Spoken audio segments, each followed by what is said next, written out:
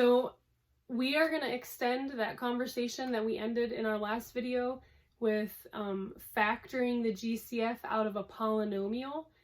So that first section in 7.1 is really just getting us used to finding GCFs of terms.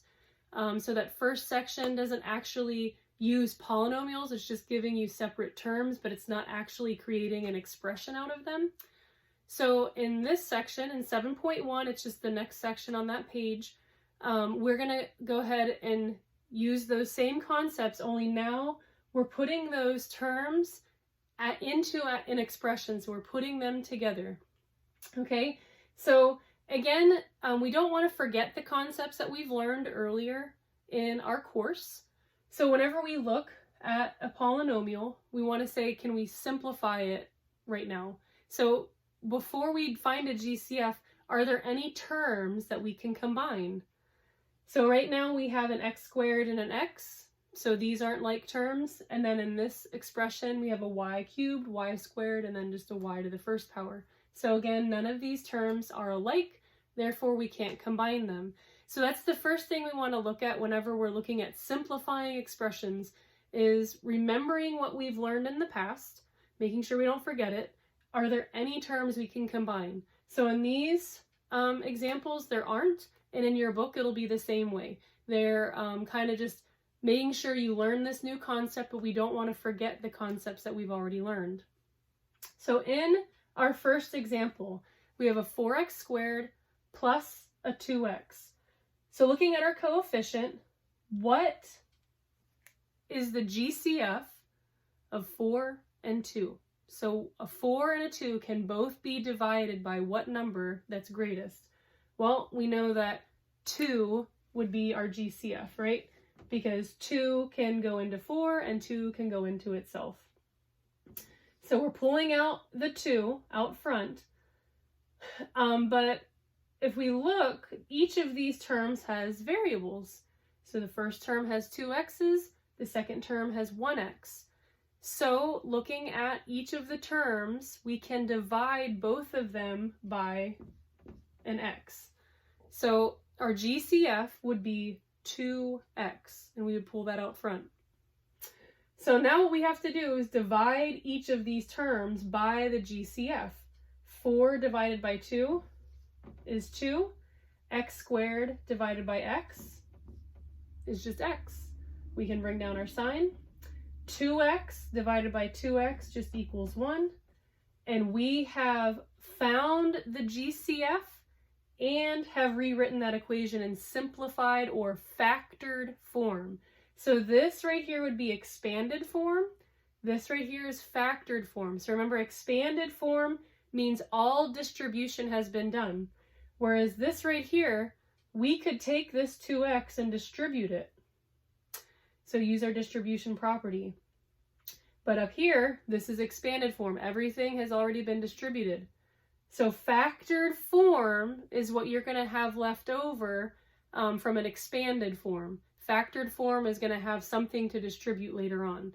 So a lot of students, when they're working with these, they think, oh, I have to go ahead and multiply this back out. And if you were in chapter 6, you would do that, because in chapter 6, we were learning all about distribution. However, in chapter 7, we're starting with expanded form and we're putting it into factored form. So once you get it into factored form, leave it like that. Don't feel the urge to distribute this back out, because if you distribute it back out, you're going to get the same thing you started with. But that is a good way to check your work. So if you use your distributive property, 2x times 2x equals 4x squared, 2x times 1 equals 2x. That's a really good way to check your work and make sure that you factored it properly, is go ahead and use your distribution and see if you get the same thing that you started with. So now let's look at our second example.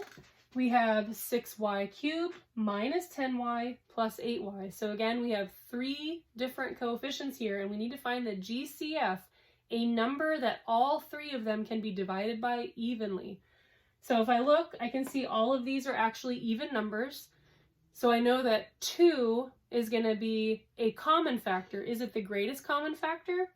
Well, 6 doesn't go into 10 or 8, And the only other factors of 6 would be 3, and 3 doesn't go into 10 or 8.